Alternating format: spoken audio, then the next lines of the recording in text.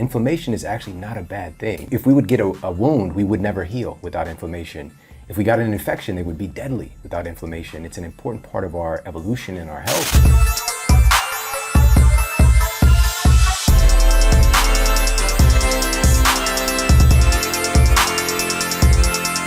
Saw a recent stat I want to share with you. By Rand Corporation in 2014, nearly 60% of Americans had at least one chronic condition, 42% had more than one, and 12% of adults had 5 or more chronic conditions. I'm curious, from your perspective of all the research you've done, why do more than 60% of people have chronic inflammation and these conditions? What's the kind of the root of this? Inflammation is an underlying component of a myriad of different diseases. But we don't tend to think about it because inflammation seems like sort of like a ghost in the machine. You know, it's like, ooh, inflammation. But it truly is, you know, if you look at the root word, you know, coming from the Greek and the Latin, it means to set on fire, right? And so there are these... Flame. Right.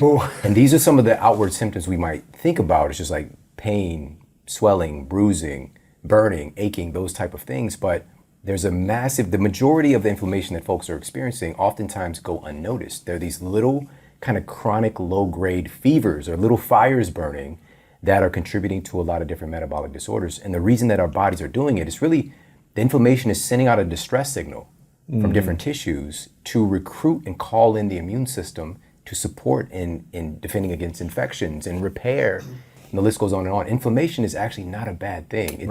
It's a healer, natural, right? Right. If we would get a wound, we would never heal without inflammation.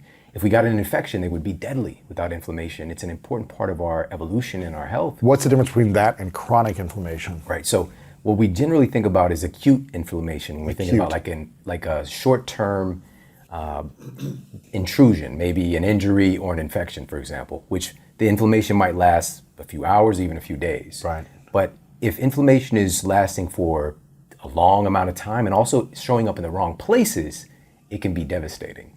And so now we're talking about chronic inflammation. And if we're venturing into chronic inflammation, we've got to look at what are the underlying components? What is creating the fire? What is throwing gasoline on the fire as well? And so if we take one of the conditions that you mentioned, so right now here in the United States, we've got about 242 million of our citizens are overweight or obese. 242 million. Out of how many? Right around 330,000. 330 million? I'm sorry, 330 So million, 240 million are obese. So we're looking at somewhere in the ballpark of 70 to even upwards of 80% How is of our that citizens. possible now? Exactly, that How should be the question. How have we gotten this far? Yeah. How is it just food is too accessible? The wrong kinds of foods are too accessible to so many people now. Social media, is it laziness? Is it, why have we shifted from being a healthy nation, I don't know, probably 60, 70 years ago to an unhealthy nation? Yeah, it's really a perfect storm of all the things. So the first thing to look at and to ask is what's going on, because our genes expect certain things from us. Our DNA expects certain things to have healthy outcomes or healthy cell replication, healthy expression. And so we've got to look at what are the things our genes expect of us. Our genes expect us to move. Right. For example, we're the most sedentary culture in the history of humanity and recorded human history. We're the most sedentary culture to ever exist right now. All of humanity, or just USA? Right, especially the US. We're the LeBron James. We're the king of sedentary behavior. We're the Homer Simpsons. We're the yes. Don't. Yeah, we're really leading the league in these things. And so that's number one. Also, our genes expect us to get adequate sleep. And this is something that we've talked about multiple times on the show, but it's built into our evolution. And if you think about sleep, it's very strange because you're incredibly vulnerable, you're unconscious. You'd think we might evolve out of it just for safety.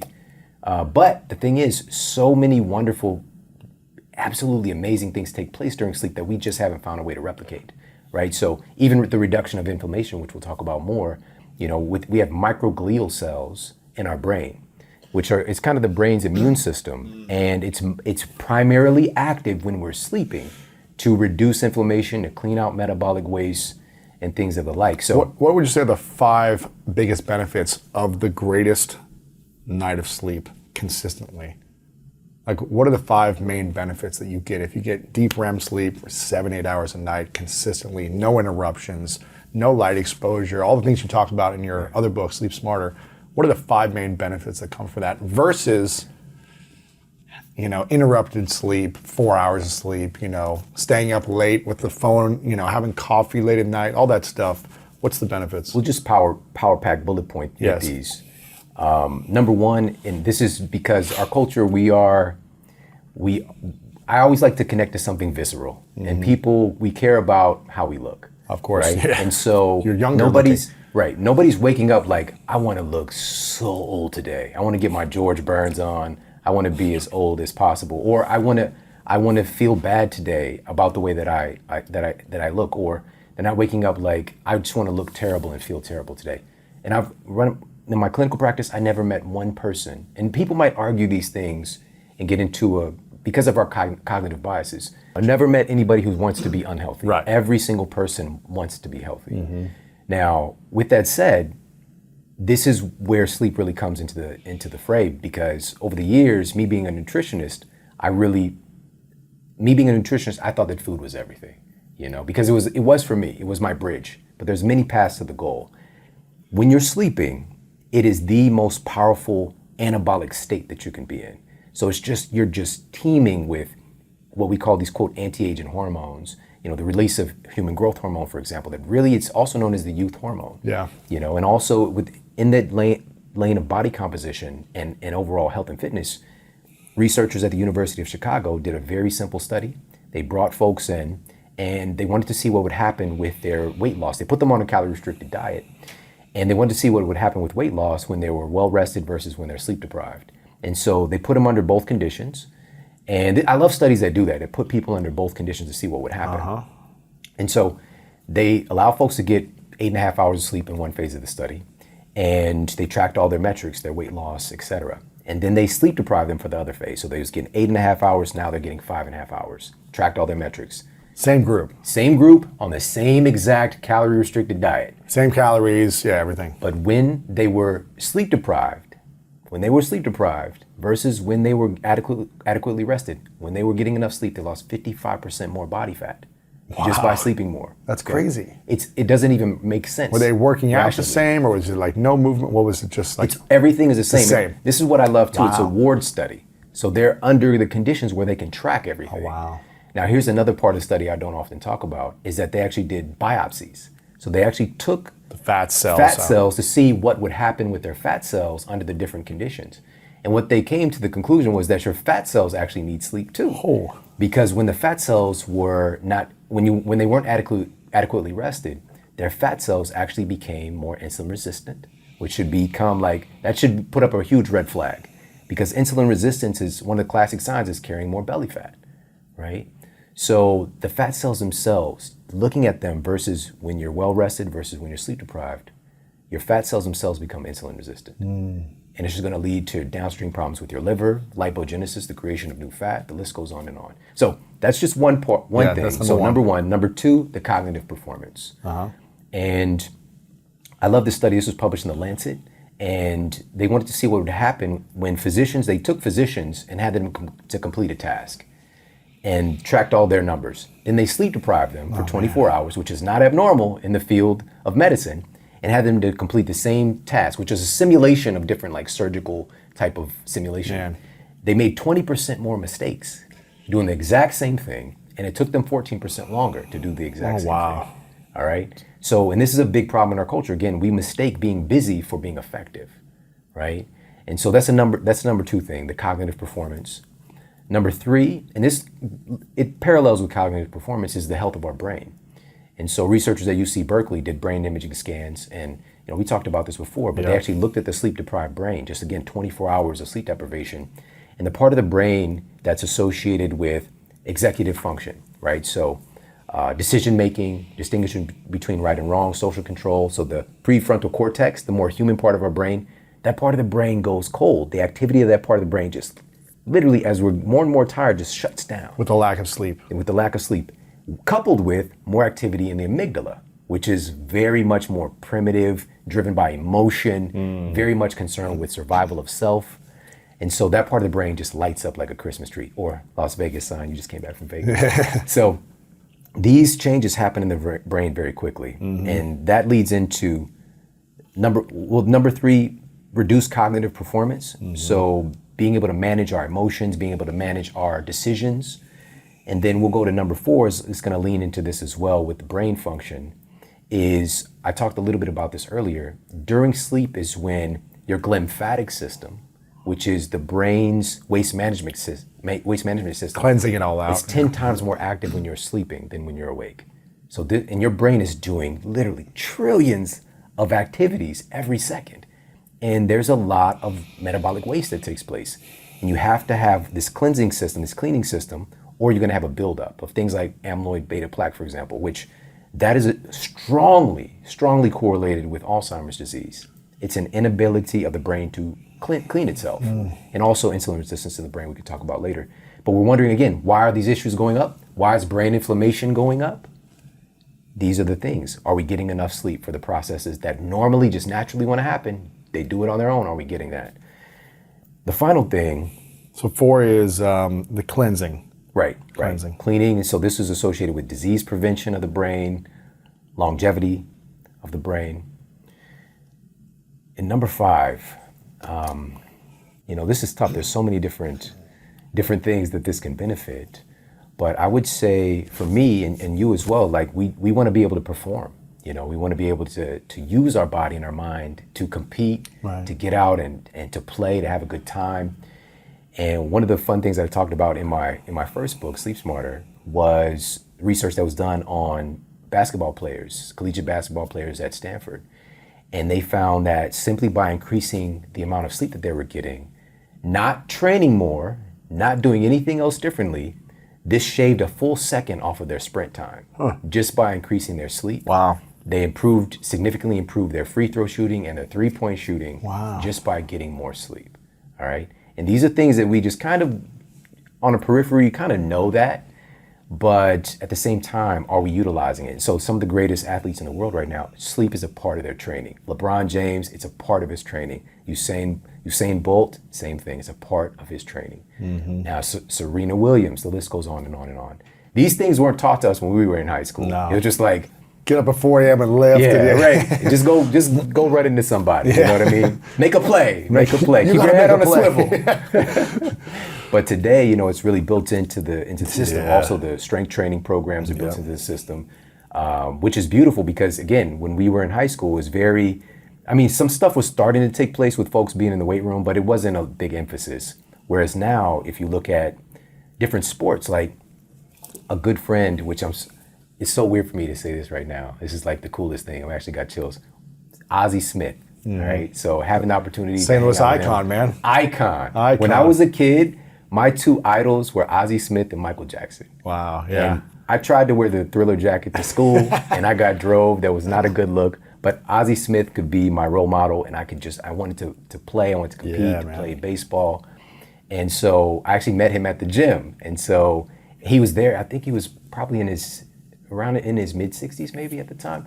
But he was there getting strong. And he was one of the first, if not the first high-level elite baseball players to really embrace strength training way back in the 80s. Wow. And the reason that he did it, funny enough, was he tore his rotator cuff and he didn't want to be out. This was back in the day where it's just like literally you do whatever it takes to get on the field, and he wanted to be there for his team.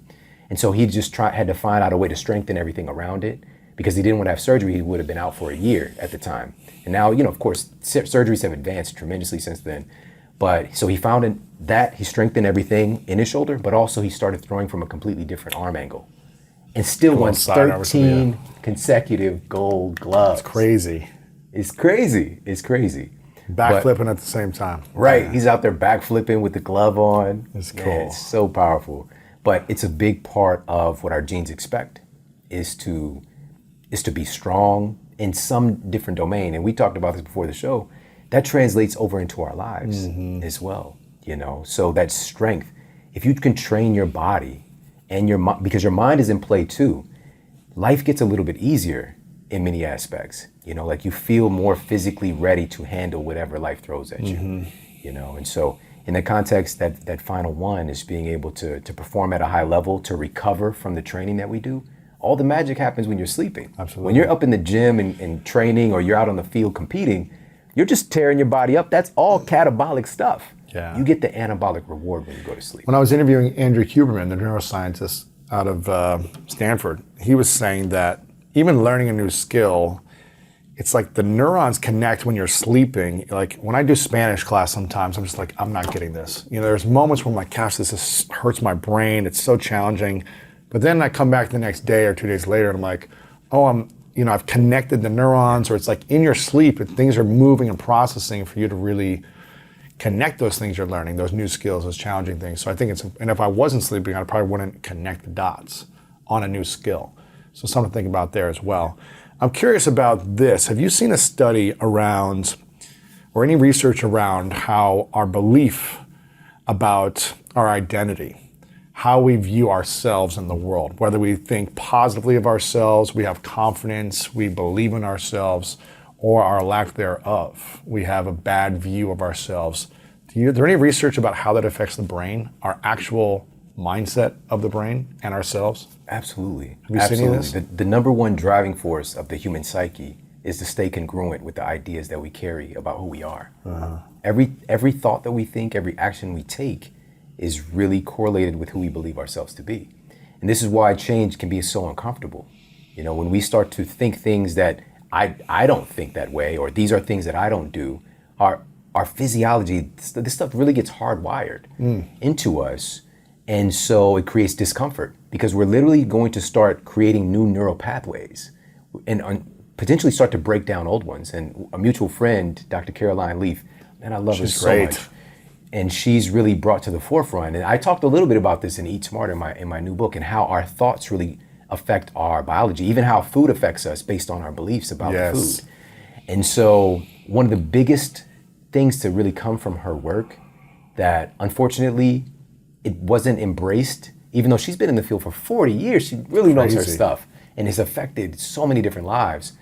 But it takes time for kind of collegiate training to change, for the books to change. But one of the big takeaways is thinking, your thoughts create your brain. Really? The process of thinking itself is creating your brain. And we think that the brain is, in and of itself, just kind of offshooting our thoughts. Now, we can absolutely have thoughts stored in our brain, but thinking is so much bigger. Our mind is creating our brain. So thinking is a part of the mind, is that right?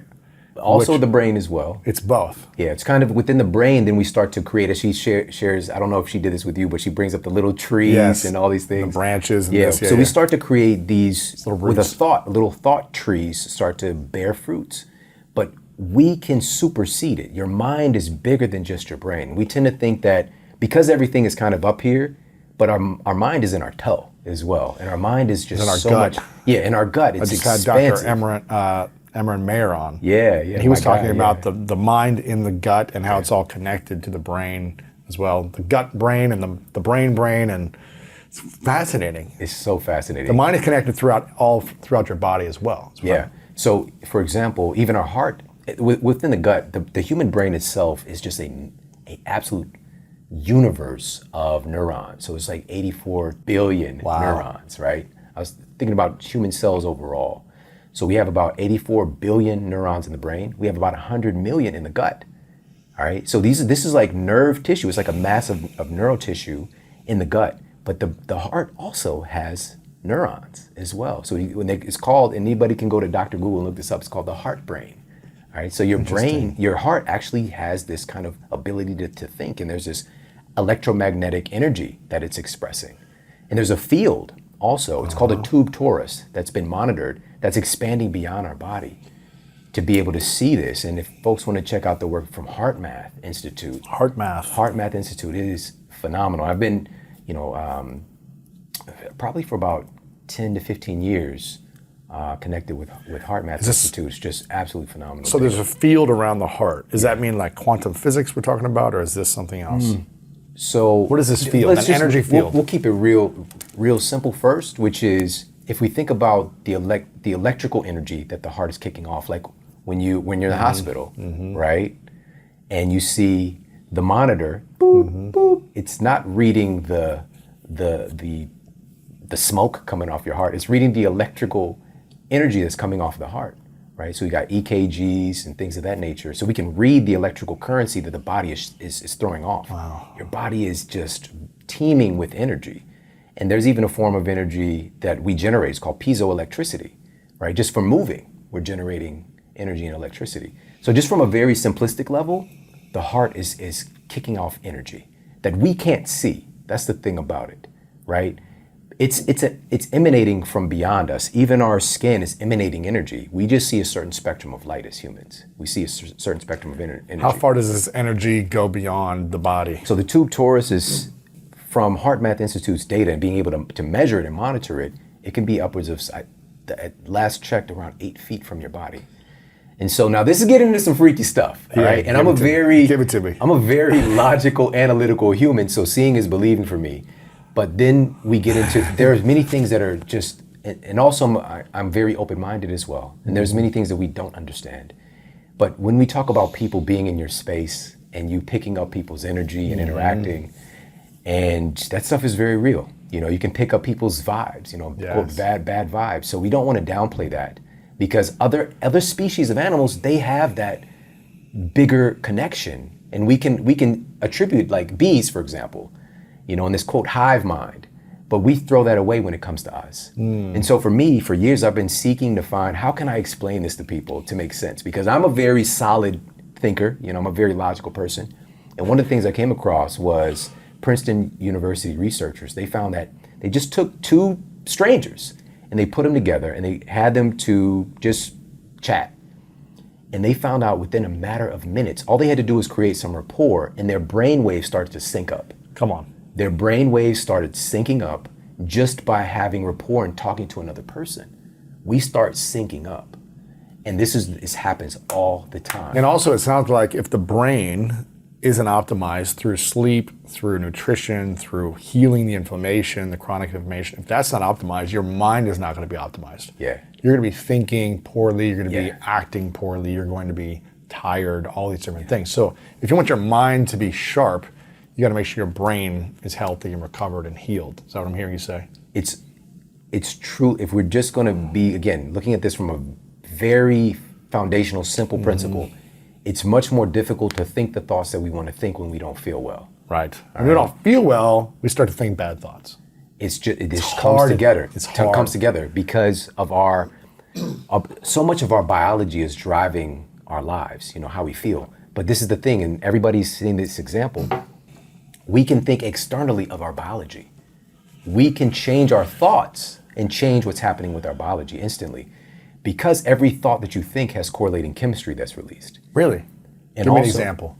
So right now, your wife, yeah, in a loving way. Man. So I'm gonna start releasing a little bit of oxytocin, you know, a little bit of maybe a little dopamine, you know, a little serotonin in the brain, which then releases. But it also depends on the thoughts as well. If it's some sexy thoughts, it might be a little adrenaline or epinephrine produced. You know, just like that, a little bit more aggression might come forward. You know, it just depends. But also, if for example we have a thought where something bad is happening right now, where we're thinking about, you know, maybe we're worried about somebody that we care about. Maybe they've been in some type of an incident of some sort, but maybe we heard some news about it, but it's not true. Okay, so maybe we heard that somebody that we love got into an altercation, right? And we're just like, you know, really upset, like, oh my, I can't believe this happened. I can't believe whatever, and we can start to produce these chemicals associated with that stress. So much more cortisol, right? So a lot of people know about cortisol. Cortisol is not a bad guy. We've talked about this before. Right. It's a big too part much of our of evolution. it consistently too much hurts you, especially and chronically. So we start to release all these neurotransmitters, neuropeptides, hormones, all driving us towards worry, fear, anger, regardless if the situation is real or not. Right. That's the rub. We make it up. So we can think external. We can think beyond our current circumstances and change our biology. But if our biology is in a tough place, it's harder to keep trying to do that. So our thoughts shape our biology. Our thoughts shape Absolutely. our feelings, your which thoughts create your body. Your thoughts create the body. So now we get into. Wow. I'm going to bring her up one more time. Yes.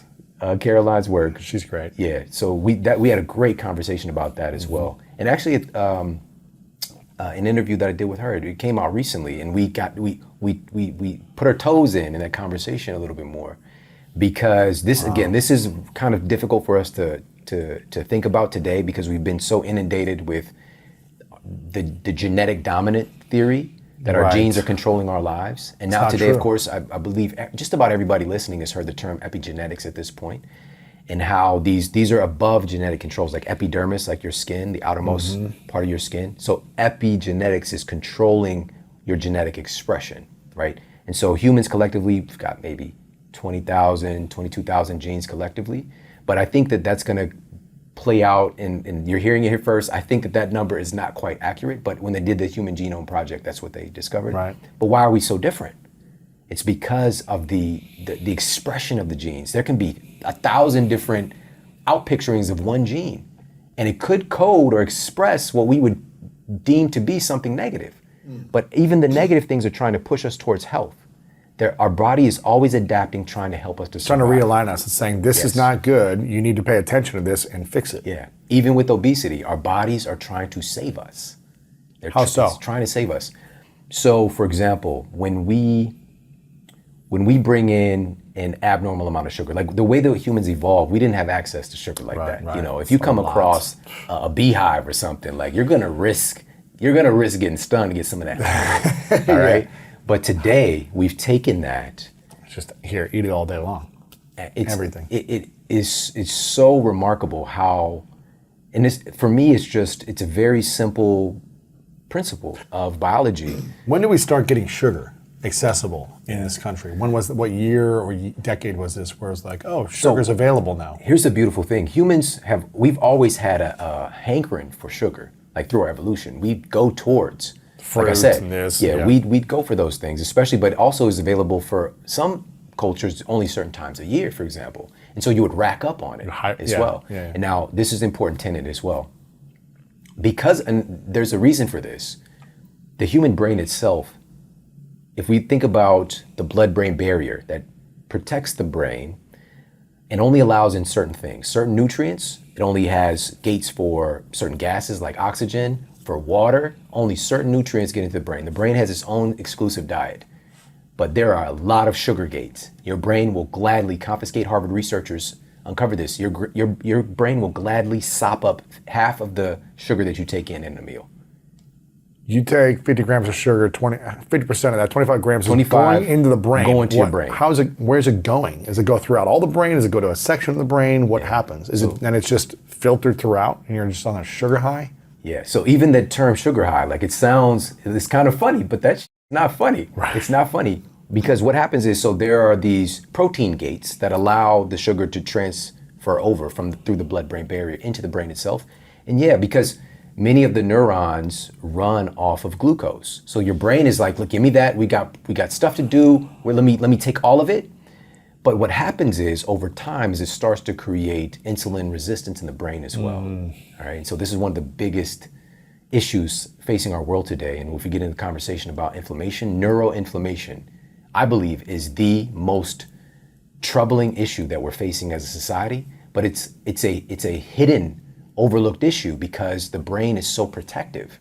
We don't really know that this is going on until oftentimes it's too late, because the brain itself, we talked about the symptoms of inflammation, pain, swelling, burning. The brain itself doesn't have pain receptors.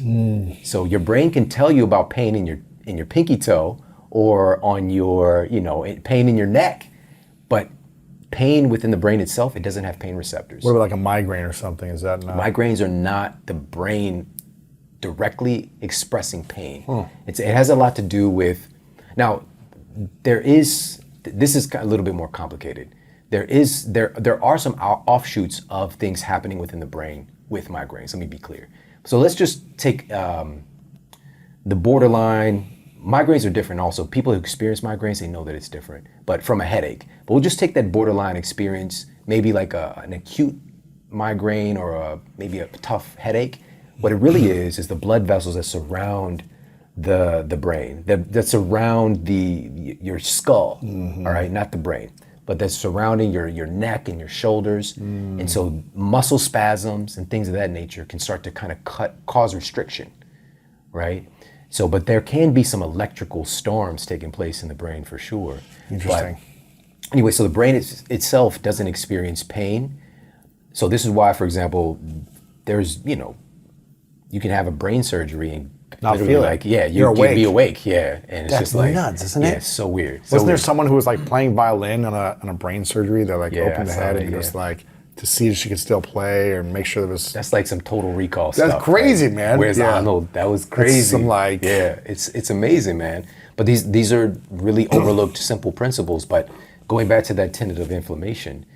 So if the brain can't experience the pain, how do you know when it's on fire? How do you know when it's inflamed? The brain. You don't know. Yeah. Until it's too late. You don't know. But there are downstream symptoms. I'm feeling this in my face, my arm, my back, like something, my gut doesn't feel good. There might be a And it's signal. that constant superhighway of the brain-body connection, right? So these researchers at Albert Einstein College of Medicine, they found that neuroinflammation is a double-edged sword for nutritional diseases, metabolic diseases, all right? So what that means is inflammation in the brain is one of the primary causative factors of obesity.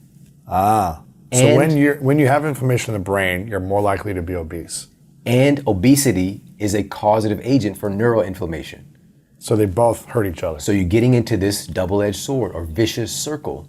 And this is why, again, we tend to downplay or belittle people who are struggling with obesity, for example, and not knowing how many programs out there are telling you we need to target the inflammation in your brain for you to get well, for your metabolism to heal. Yeah, the work that Dr. Daniel Amen is doing, which is, he says the bigger the body, the smaller the brain. Yeah. Your brain starts to shrink. I think that's accurate, if I remember. But it's like, and you want to really focus on both the nutritional side and the brain, make sure the brain is healthy. And you can heal and recover a lot of the brain from what I'm learning from my scan that I took there. There are ways to optimize the brain, even if you've hurt it in a big way. Yeah, that's the beautiful part about us. And Daniel's a really good friend. If there's anybody who knows, it's him. He has the biggest database of SPECT imaging scans. He's looking at the brain. He's not just making it up. Yeah. And so this is a fact. I talked about this in Eat Smart as well. He actually wrote the cover quote for Eat Smarter. Nice. Man, I'm so grateful to have a friend like him because he's just such a wealth of knowledge. But one of the really interesting things is that as your waistline grows, your brain shrinks. That's crazy. Right? So we see that, and particularly the gray matter of the brain is going to be inhibited. So obesity, what does that mean? Obesity impacts the quality of the brain? Yeah. And what if 65, 70% of Americans are now obese? That means they have smaller brains, which means they're not going to be able to perform as well. They're going to be more temperamental. They're going to be more mentally unwell, I'm assuming, have more mental health issues, potentially more depression, anxiety, and stress and overwhelm based on obesity. Yeah. You said it, man. This is where it really gets for us scary because we look at the condition and we just like, and me being in this field, I've been in this field almost 20 years. And we'll just say if I got 30 family members, 28 of them are obese.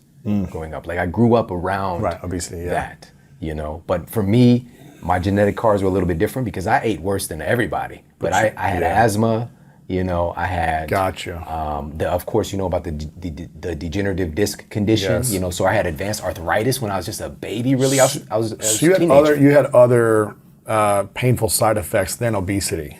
By eating poorly. Expressions. But my fat genes kicked in. Yeah, eventually after 25, 30, you're starting to be like, when I got to 20 and I stopped, because for me also, I was always very active as well. And so now I've got this chronic condition diagnosis, so-called incurable, nothing I can do about it. And now I was given a permission slip to do nothing, and so that's what I did. So again, in that state of learned helplessness. Now, I'm going to ask something that might be controversial. There's a big movement of the accept yourself, self-love, no matter how big you are, small you are, like just love yourself where you're at.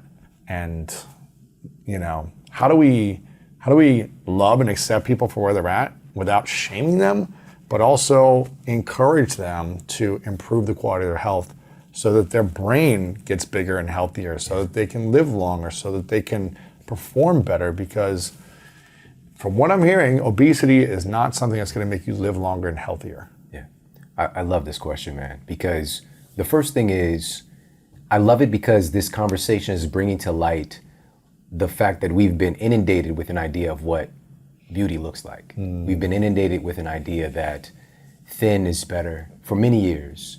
We've been inundated with an idea that you've got to look a certain way, you've got to have a certain complexion, certain eye color, whatever the case is, to be the epitome of what beauty is.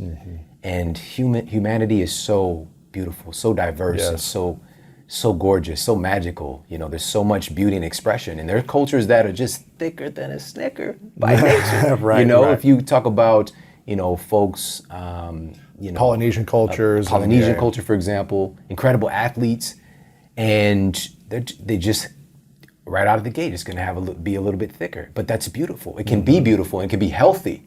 It depends on your genetics, on how much weight you carry and how healthily you can carry it. You maintain your insulin sensitivity, the health of your brain, the longevity, the list goes on and on. There are different, and this is one of the things that I really brought to the fold with Eat Smarter, is your unique metabolic fingerprint. And a part of that metabolic fingerprint is honoring your genetics, right? And so with that said, shifting the culture right now to honor our diversity and our variation of what beauty looks like, and not having this idea that having some body fat is something that's wrong or ugly. That's an absolutely terrible thing. The other part, and it's not even a but, it's and, so we have that acknowledgement, and we have to understand that if you have insulin resistance, you're pre-diabetic, or you're diabetic, or you have heart disease, or you have neuroinflammation that we're talking a little bit about, you have allergies and asthma, list goes on and on and on, advanced arthritis, all these different conditions, all these underlying things that can take place, this is going to, in many ways, destroy your quality of life. And we want you to be healthy and a unique expression of what beauty is. Yes. That's it. You don't have to be perfect and have a six-pack and have like a certain amount of body fat, but you got to live a long time. Or if you want to live happy and healthy and not feel these kind of mental health issues as well, this will help that if you're healthier physically, right? Absolutely, because that goes hand in hand with all the other things that we're seeing as a society, where we're losing so many people prematurely. We're losing lives, but not just that, not just the actual loss of life, but the loss of life while people are still living. Ooh, what do you mean by that? When we fall into these places, I lost my grandmother, the love of my life. The love of my life. My grandfather, her and my grandfather were an entity, and so we just had some friends over yesterday, and they were like, "You guys are the only married couple that we know that are like." And I'm just wondering how we have what we have, my wife and I, when I didn't have any examples of a healthy married couple. Like I just pretty much never seen it, never saw it. But I lived with my grandmother when I was a little guy, when I was between the age of about, we'll say, 4 to 8 years old, right? So it's very formative. And for me, that was my earliest memories. And they're an entity, and I'm sure they had disagreements, but all I saw was love. Wow. All I saw was them, like his arm around her and just affectionate.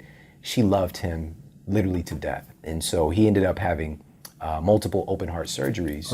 And you would think, again, he was hunting, he was foraging, very like outdoor guy, but he was living under chronic stress in the city. He was a country boy, right? And so he was, in this environment, but also when he was noting like, okay, you got a high blood pressure, he also was a very angry guy, Well, he dealt with anger. Yes. But not towards us, but just his conditions that he came up around. So now this is very important.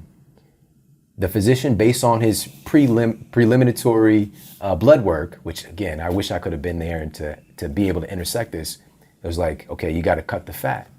You need to switch out that butter and start to have this partially hydrogenated vegetable oil, which was country crock. It was the first time I saw country crock was in my grandfather's house. And he went from having some blood work issues to having a heart attack. Oh, man. To having open heart surgery, to him dying early. Was he obese or no? No, he looked incredibly fit. Wow. But that was his Do you think it was more stress or the nutrition? Primarily stress, I feel. Stress, and then also the nutrition that was added in on the recommendations of... Didn't help. Right, so we're going from something that's quote natural that humans have been having for centuries to something that was brand new and invented. Oh, you know, man. and all the fat. I remember my grandmother getting him like the low fat peanut butter, and I remember once I got older, I went to their house. I looked at it. It said fully hydrogenated vegetable oil in the peanut butter, and so it's like it's basically exposing it to more hydrogen to try to extend the shelf life of it. It kind of makes like in a strange way, vegetable oil plastic out of it in a sense. But anyways, so bottom line is this, and I'm glad I got a minute to talk about this because it's tough to talk about. But she was around for a while. She was there at my wedding. I felt like she stayed. Wow. I felt like she stayed to make sure that I was in good hands. You know. Wow. But shortly after that, she died from a overdose. She was depressed. I didn't know. Really? And you know, what the story goes, you know, I don't know if she did it on purpose or not, but you know, she took her medication and she died. Shortly after the wedding, or? Yeah, it's not too Couple long months after. or Maybe something. maybe a year later. Yeah. But you know, I lost the love of my life outside of my wife to depression. And you know, when he left here, like really her identity was so tied to him. Man. You know, she loved him so much. Man. Yeah, so when I'm talking about this stuff, but also her health was going down as well. And I'm just now really starting to hit my stride in understanding this field and helping a lot of people. And, you know, I didn't know, like my grandmother had diabetes, she had this, that issue. She had like the whole pill cabinet. Oh, man. And for me growing up in it, it was normalized, you know, and yet we're treating symptoms. And so when we're not in a good state of health, the depression, it can be more invasive. Yeah. It can be harder to deal with. They come together. So Hard to deal with. My It's point hard to get out of it. Yeah. My point that I want to share is when we're venturing into these outward states of inflammation, because even our fat cells themselves are an inflammatory factor. They're putting out a distress signal that's letting your body think in a sense that you're infected. And the fat cells themselves are creating inflammation, right? And if we talked about that again, that systemic chronic inflammation, it's just literally checking all boxes for a bad event to take place. Whether it's depression, which depression now we've got sound data on it having an inflammatory component, depression, heart attack, stroke, dementia, the list goes on and on and on. And a big catalyst for this, about 400,000 people die each year from obesity-related conditions. Really? And it's just a footnote. Is that like they have type 2 diabetes, or they get stress, or they have heart attacks because of obesity, or what are those main? So these are comorbidities, right? So these are comorbidities. They're obese, but they die from something else. Right. But that's there 400,000 people every year? every year, yeah. You think if they weren't obese, that they wouldn't die? The obesity it's kind of fueling the flames of the inflammation, for example. It's fueling the flames of the metabolic dysfunction, Right. right? So You could still look healthy and die of a heart attack. You hear that sometimes where it's like, but today it's the exception, not the rule. Right. The majority of the time, Right. it's related to being overweight and or obese. it's probably with stress or some type of like inner, stress. Maybe you don't look unhealthy, but inside you're not able to deal with anger or resentment or stress or shame or whatever it Your is. thoughts are creating chemistry in your body. Man, Period. crazy, isn't it? It is. It's powerful, man. It's powerful. But, you know, this really ties in well with this topic of cognitive function. Yes. Because we talked about neuroinflammation, but specifically the researchers were indicating hypothalamic inflammation. So What's that's that? inflammation. The hypothalamus it's really been considered the master gland of the human body. Where in is many it? instances. So it's in your brain. Okay. It's in your brain, but so I think the best description is the hypothalamic pituitary adrenal axis. So we've got this HPA axis, and there's so many other glands upon that axis, even the thyroid. And so the hypothalamus is kind of like in the boss's office in a sense, right? But I would argue that it's not necessarily the boss because everything is working together. But the reason that it's considered a master gland is that the hypothalamus integrates your endocrine system, the production of all your hormones, with your nervous system, which is like sensing your environment, your internal, external environment, based on that data and that feedback, integrating the two. And your hypothalamus is also controlling even calorie absorption. It's in constant contact with your gut. And so the vagus nerve is linked up here as well. And so based on your assessment, your brain's assessment of, and also your gut of your caloric needs, how much energy you have stored, your brain could tell your gut to increase the absorption of calories from the food or decrease the absorption of calories from food. And so we talked about this last time about these. So wait a minute, your brain can tell your gut when I'm eating all these calories, don't absorb these calories, just let them go out. Yeah, essentially. It can down regulate it, but it's not going to be like you can just eat a donut and you don't absorb anything. You know what I mean? That'd be amazing. Could your mind actually do that though? Do you think the mind could control and say, I'm going to have 1,500 calories right now with this ice cream and donuts, and nothing is going to be absorbed in my body. It's going to go out to me, and you just manifest, you just decide and declare, no, it's not entering my body. Didn't you firewalk? I did, yeah. You see what I'm saying? Yeah, of course. So, like, I did it too. I did it too. Anything is possible. Yeah, and a friend of mine, she stepped on a coal that was not in the fire pit, and she burned herself. Yeah, Jamie Masters. She wasn't in the right mindset, probably. Right, she wasn't. She just accidentally. It was like right there, just kind of like sitting there for a minute, and burned her. But anyways, and we walked across that stuff, man. So hypothetically, it could happen. Right. But here's the thing. Let's dive in a little bit deeper on what that looks like. Elia Crum, out of Stanford at the time when she conducted this study, she wanted to find out how our thoughts affect our digestion, how our thoughts affect how we assimilate nutrients. Give it to me. All right? And this is called the milkshake experiment. Ooh, I love a milkshake. Love a good milkshake. So they blended up a batch of milkshakes, and they were all somewhere around 380 calories. And I detailed this in Eat Smarter a lot more. So it might be 360, but I believe it's 380 calories. Now, so all the milkshakes are the exact same amount of calories. They're the same level in the same containers that they're passing out. Now, here's the thing. They take it, and now they put labels on them that they are different amounts of calories. Ooh. On one set of milkshakes, they put that they're 180 calorie sensible milkshakes. Right. All right. And then on others, they put that this is a 620 calorie indulgent milkshake. Oh my gosh! But they're all the same. They're all the same. Oh my they're all the same. This is fascinating. And so here's what happened.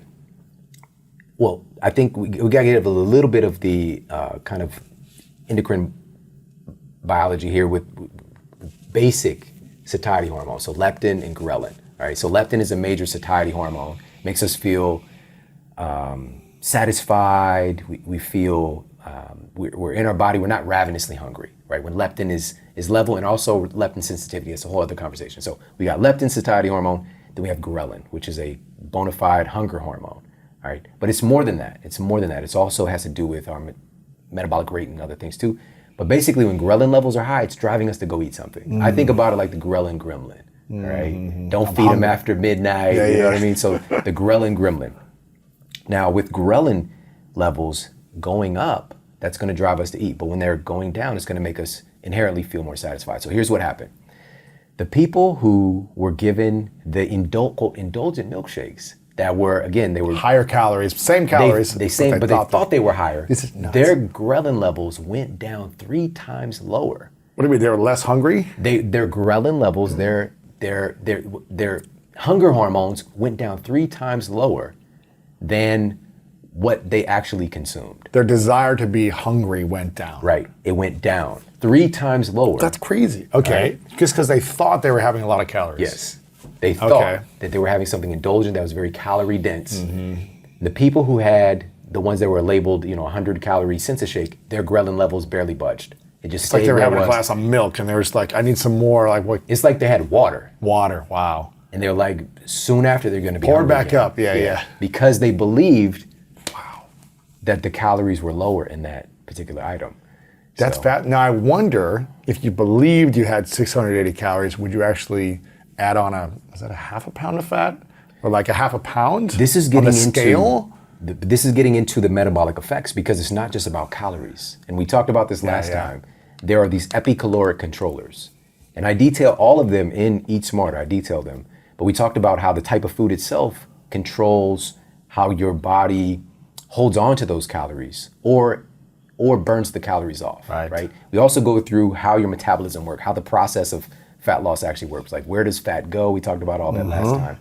But so there's these epicaloric controllers. One of them is your brain, for example, but also beyond that is your beliefs about what you're eating, because it's going to change the hormonal cascade. Gosh, it's crazy. Right? So give me an example. If I believe what I'm eating is high in calories, is lots of sugar, is, bad for me, and I think this is really bad for me. that's terrible. Yeah. That's terrible.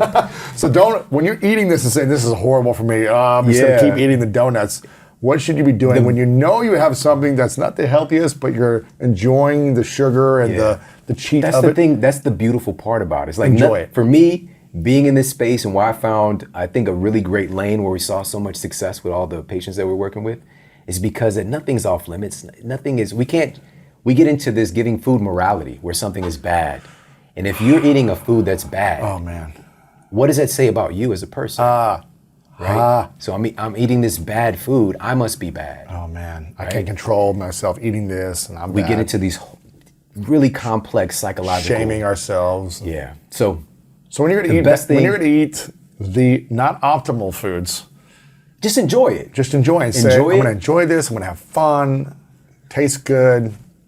The best time to eat something that we would consider like a treat, or like, we'll just say pizza or Ice cream, cake or donut. Yeah, Is when. it's when we're feeling good. But we tend to do it when we're feeling It's bad. so true. It's when something's not going Right. well in a relationship, So it or tends to it's something be- at work. We're like, I just want to. It tends to compound the issue, but also they can be, if it's done with intentionality, it can be a part of the healing process. That's the thing too, because again, we get so black and white with stuff like, you shouldn't be doing this, shouldn't be doing that. It makes us humans, we don't like rules in a sense. Like it makes us want to rebel against the thing, and so it can be a part of the process, but we have to maintain integrity. Because for example, carbohydrates, it's really interesting that, and I actually did a masterclass on this on my show recently, talking about natural, clinically proven ways to increase serotonin production in our bodies. And so serotonin it's a dual hormone and neurotransmitter. So it has multiple impacts on our endocrine system and on our nervous system. But serotonin is noted to be like this feel-good vibe to it. Like when serotonin is optimized, like a lot of antidepressants target serotonin. Okay. They're selective serotonin reuptake inhibitors. But it's not making you produce more. It's just trying to reduce the metabolism of it so it stays in your system longer in a sense. But that's a whole other thing. So bottom line is this. Carbohydrates actually increase serotonin levels. Makes you feel better. In a sense. Now, this isn't 100% true across the board, but it's seen in peer-reviewed evidence that having a little whack of some carbohydrates can actually increase serotonin. Little French fries, Yeah, make you get a little bit ahead of feeling good. So, but we have to put that in its proper place. We've all experienced this, but we think it's the sugar high. It's not just that. It's what it does to your neurochemistry. It's what it does to your hormones. That's really, it's so much deeper. What do carbs do to your hormones? Well, it depends on the type of Quality, carbohydrates. the quality of carbs, You know what I and mean? what time of day and everything. Yeah. So, but let's be clear. I mean, Doesn't your brain run on carbs? Like, doesn't it run on like sugar and carbs? so this goes back to, and I think this is an important place for us to get here, is that the brain, as I mentioned, the blood-brain barrier has a tremendous amount. I think about the blood-brain barrier being like a massively complex toll booth. And at each of the tolls, there's like the best security guard in the world, like Right. Dwayne "The Rock" Johnson, or like whoever people want to put in their mind. Maybe somebody really tough. Maybe, I don't know, the Hulkster. Right. I've been watching these A&E. Have you seen any I've of those? heard they're amazing. The wrestling documentaries. Yeah. I gotta watch these. Yeah. So maybe it's Macho Man. Yeah. Maybe he's at the toll booth, but they're only allowing certain things into the brain's very exclusive area. Sugar has speed passes to get into the brain. As I mentioned, Harvard researchers have affirmed your brain will gladly confiscate half of the sugar you consume in a meal. All right. Now, with that said, what is the blood-brain barrier? How does this play into the inflammation whole complex? So the blood-brain barrier, it is something that is basically around the blood vessels. It's made from endothelial cells. So very similar to our cardiovascular system. All right, so we have the endothelial cells. But the difference with the blood-brain barrier endothelium is that it is massively higher in mitochondria. So these are these energy power plants in all of our cells that are kicking off ATP. All right. So these are like the metabolic nuclear power plants in our cells, right? So your blood-brain barrier has a tremendous amount of these mitochondria. That's another reason it's so hungry for energy too. To protect your brain, it's running on a lot of energy. It's taking the energy to do that. So we've got the blood-brain barrier, but the blood-brain barrier is one of the major issues that's getting targeted and broken down by the way that we eat today. So now stuff is getting into the brain that shouldn't be there. Really? So now the question is, what is causing the breakdown of the blood-brain barrier? I'll give you a few of those things. Yes. And creating more inflammation in the brain. One of them, as we already talked about, is sugar. Rampant amounts of sugar. And I want to be clear, I'm not trying to demonize sugar. And some people might be like, you should demonize it. It's a part of our culture.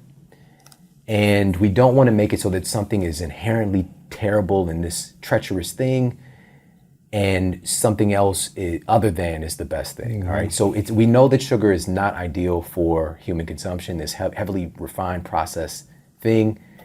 We know that, okay? That we can look at things as good and not so good. It's not so good, all right? Now, with that said, the amount of sugar that we're consuming, it can actually kind of create this insulin resistance taking place in the brain, like I mentioned before, and create neuroinflammation and break down all surrounding tissues. So, and also cause a big fit for the microglial cells in the brain, the brain's immune system. So what takes place is it's even systemic. So diabetes with the rest of our body can cause also offshooting insulin resistance in the brain as well. But the brain itself, our neurons can begin to become insulin resistant. And so now we've got this sugar just kind of roaming free in the brain and tearing up stuff. All right, so that's a big, big problem. So sugar, number one. Number two, alcohol. Yep. All right, now, again. Man, you gotta upset a lot of people. I'm not saying people can't drink, but we just have to be aware of this, that specifically, and there's a lot of peer-reviewed evidence on this now, alcohol is a known neurotoxin. Yeah. Right? And so what it does is, it is able to actually cross the blood-brain barrier. It's one of those things that can cross the blood-brain barrier, which a lot of stuff can't get into the brain. It's able to cross the blood-brain barrier. And one of the first things that happens, though, is the release of endorphins. It makes us like sugar. It makes us feel good. Yeah. So we know that alcohol is a well-established neurotoxin, but we don't see it like that. It's socially acceptable. Very socially acceptable. But a significant amount of people actually pass away each year from alcohol poisoning. And they can be perfectly healthy and just have a little bit too much. And it can affect the parts of the brain that are responsible for breathing, that are responsible for, beating your heart.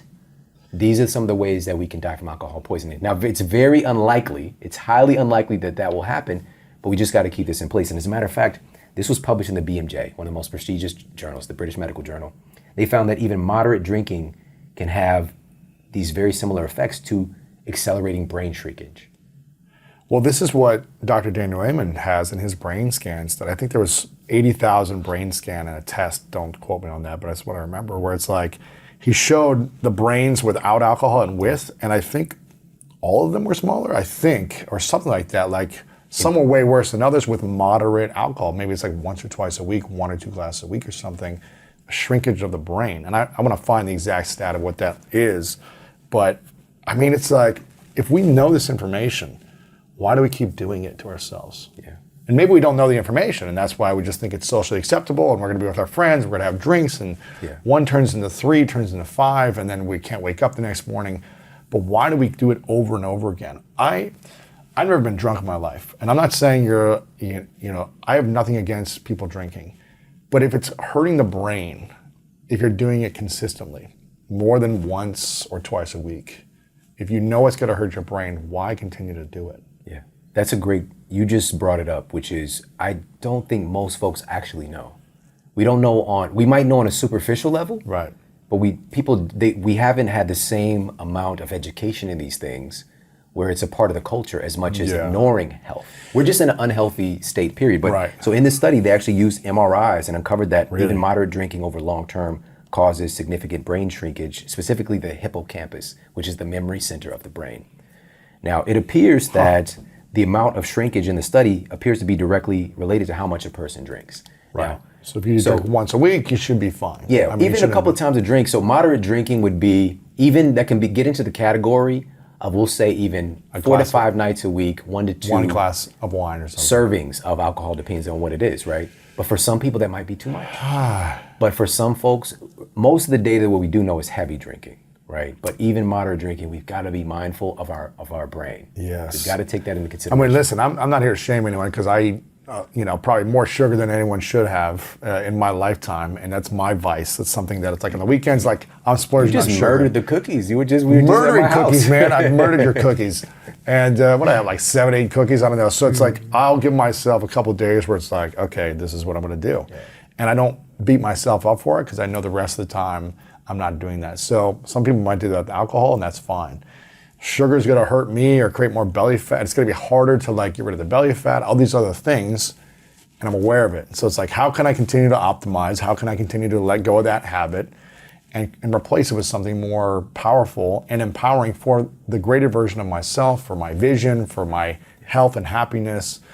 And when I have it, enjoy it, but don't do it too much, But that's the secret too, man, is that we also had an abundance of real food as well, So at my place is where you first, you didn't just, you tried guacamole recently, Right. I previously. had it once before with a friend, and I was like, wow. You just dabbled in it, but But now. at yours, I had a lot of it, man. You got that guac in you, man. I liked it. And, Your wife made it amazing, though. It was like, I don't think I can have normal guacamole. I think it was like, it's got to be seasoned the right way, It's in Eat Smarter. Is that the way the recipe? It's Oh, in it's there. so good. So I was growing up the way that I did, I didn't know what avocados were. I had no Hot dogs idea and until I was in burgers my and 20s. Hot Pockets, yeah. Yeah, so, and I mean, honestly, man, I ate fast food every day. Yeah. As long as I had like $2 at least Absolutely, every man. day It's chicken when I nuggets was in college. Yeah.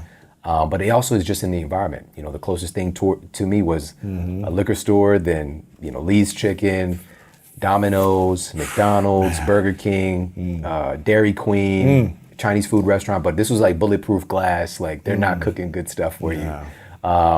Arby's, Krispy Kremes, Jack in the Box. This is all within like a mile radius of my house. Kreme, And that's not even all of them. Papa John's. I can go Everything. on and on and on. Yes. In multiple directions. There wasn't a gym around me. That wasn't a part of the environment. Being from Ferguson, Missouri, that's where, I spent my entire time, in college, and also just even when I got married, we're still in Ferguson, Missouri, Ferguson, Florissant. For the majority of my adult years, actually, was in Ferguson, Florissant. And so we just we weren't exposed to what health looked like. The first time when I found out that a Whole Foods existed, like it's so far away from me, but there was only one in all of St. Louis, by the way, at the Now time. you live like 3 blocks from one. You could, in LA. LA, you can literally throw a rock and hit a Whole Foods. I know. I mean, it's crazy. amazing. I'm not used to this. It's amazing, I'm just right? not, it's wonderful. It's wonderful. It's upgrading. But the thing is, also, we can get this conversation of being fashionable Right. and being about real health. Because course. there are definitely some challenges on what real health is here in this city as well. Sure. So, but anyways, that's a little sidebar. So but sugar, alcohol, which is a neurotoxin. What's another thing that increases neuroinflammation?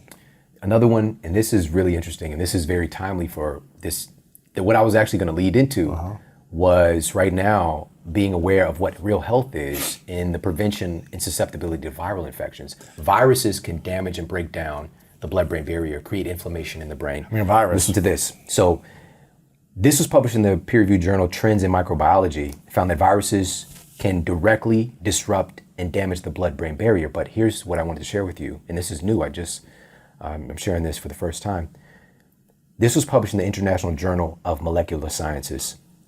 And it found that there's a troubling discovery recently that SARS-CoV-2 is able to interact with the blood-brain barrier and enter the brain itself. All right, What does that mean? How do you get it out of the brain? That's the thing. Once it gets in there, it doesn't even matter. Like what are the downstream effects of that? So this virus is able to make its way to basically traverse the blood-brain barrier somehow. Maybe the blood-brain, and this for me, I always think of a meta perspective. Like what are the samples? Yeah. Right. What is the state of health of the person? What is their might blood-brain be some barrier other health? stuff, yeah. How is it able to traverse the blood-brain barrier and get into the brain? Or is it just this virus is this particularly nefarious. You Right. know what I mean?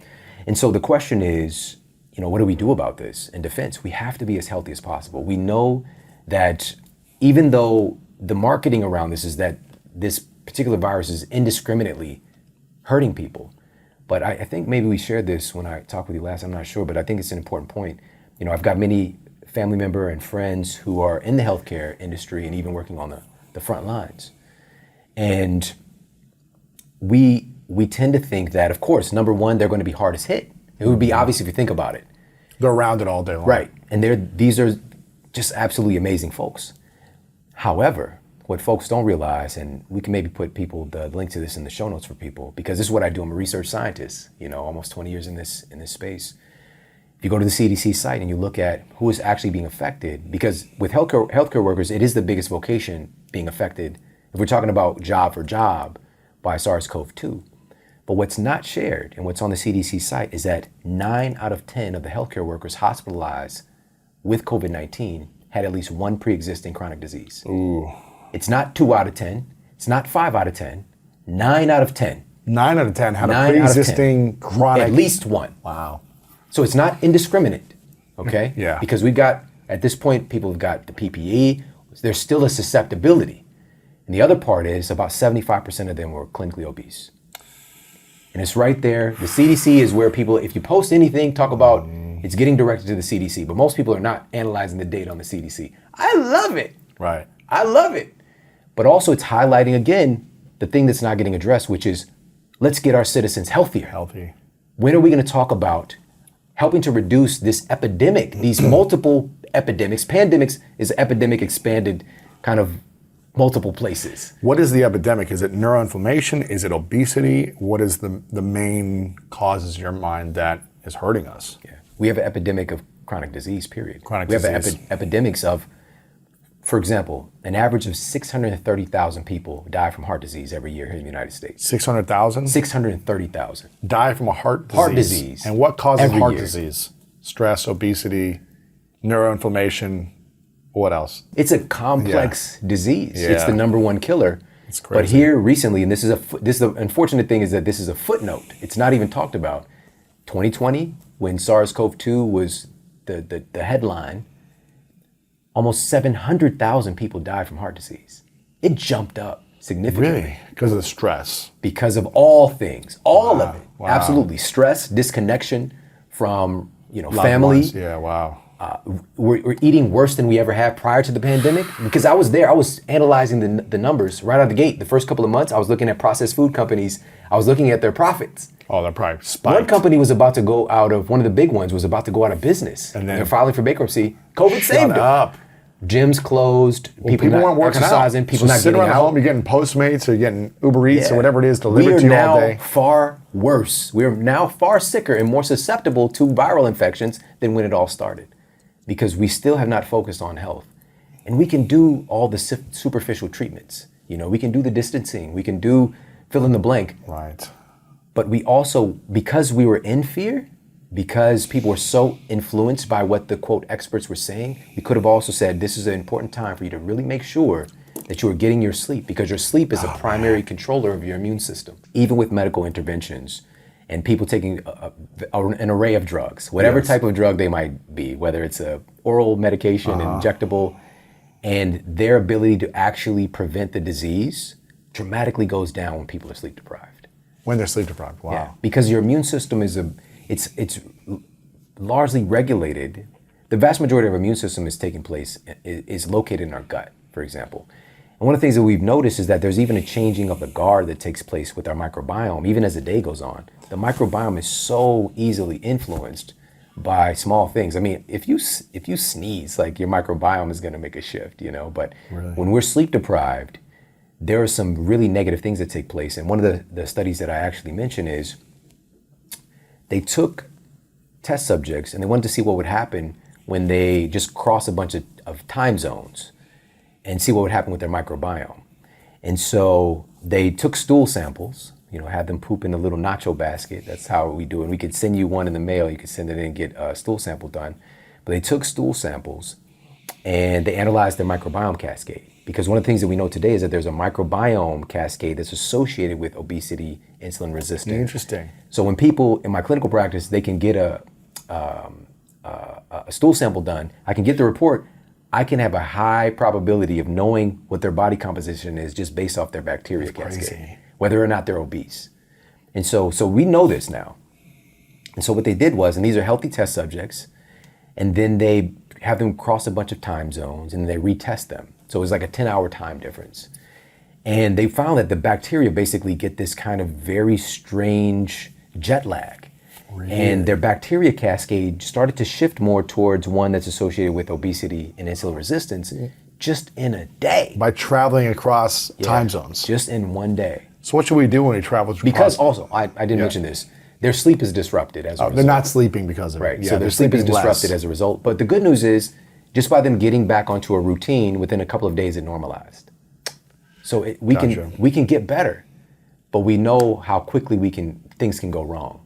And this is another big part of this equation, because there was a lot of pushback happening in the beginning, even with many of my friends and colleagues who are just at the top level of the health space, of like, well, we just have to do these superficial things because we can't get people healthier overnight. Oh, and here we are, we're going on 2 years here soon. All right, we're over a year and a half into this, and the conversation has not shifted to getting, what are some of the clinically proven things, simple things people can do to fortify their immune system and help to reduce their risk of chronic diseases, because we know that is the number one thing. What are those things? The number one risk factor. Sleep, healthier foods, fasting, intermittent fasting. I'll give you an example. More water, based off peer-reviewed evidence. So researchers at Appalachian State University found that simply just going for a short walk in nature, or instantly, just anywhere, just go for a 20-30 minute walk, boosts your immune parameters, most notably for neutrophils and also natural killer cells. Wow. Right? It's a temporary boost. Yeah. But what if you're doing this consistently? Like, America, make sure that you wash your hands, socially distance, but also make sure you get in your 20-minute walk today, America. Right. We can create an absolute transformation in our culture because people will do it. Get 1,000 steps, right? Screw 10,000, get 1,000 steps in, right? Something. If this is framed as a way to help you to defend your body from this nefarious condition, which it is, we know that the biggest susceptibility, I'll share this with you as well, and this again, it's on the CDC site, over 95% of the people who passed away with SARS-CoV-2 on the death certificate had an average of 4 pre-existing chronic diseases and or comorbidities. Really? 4. 95%. Over 95% had an average 4 pre-existing and conditions. or comorbidities. So it's not just What's a comorbidity? So it could be they have SARS-CoV-2, but then they also have influenza. They have SARS-CoV-2, but they also have pneumonia. Right? So these are all comorbidities. Gotcha. But we know that at least one pre-existing chronic disease across the board is included in that. Now, what about the chronic disease? But what we focus on, though, unfortunately, is just the people that are quote perfectly healthy. Right. The less than 5%. And showcasing these people and be like, look, this person died too. And so we don't talk about the underlying issue, which is, again, getting people healthier. But here's the thing, too, which the perfectly healthy aspect, that's all still going to be debatable. Because you and I can be as healthy as we want to be.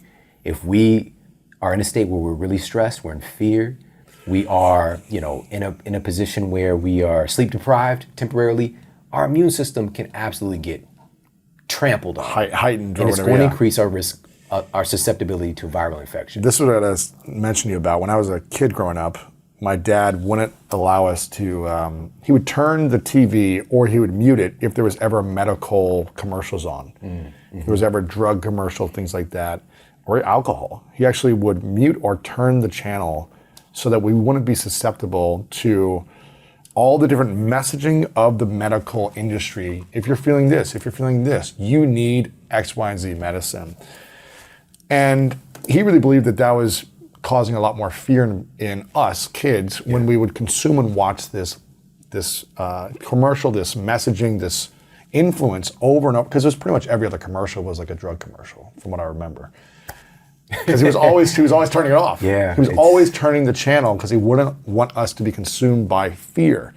What about the chronic disease, if that's even considered that, of fear in the country and in the world? we could be as healthy as possible, but if you have fear in your mind consistently thinking, I'm going to get this, or I got to protect myself, what about eliminating fear? How do we do that? I love you. This is why, this is Let's going go right greatest, to, baby. listen, I have not shared this yet. Bring it. This is from the CDC.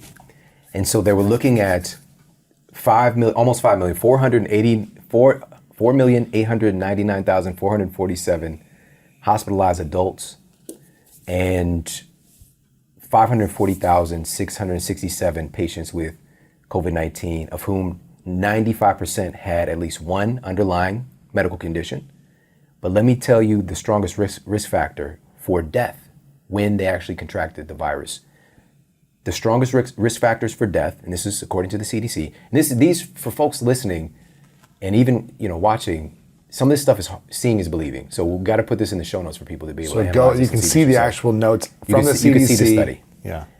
The strongest risk factor for death, number 1 was obesity, which we've already talked about. Number 2 was anxiety and fear-related disorders. Oh my gosh. Number 3 was diabetes with complications. Oh my gosh. The Fear and second- anxiety-related issues.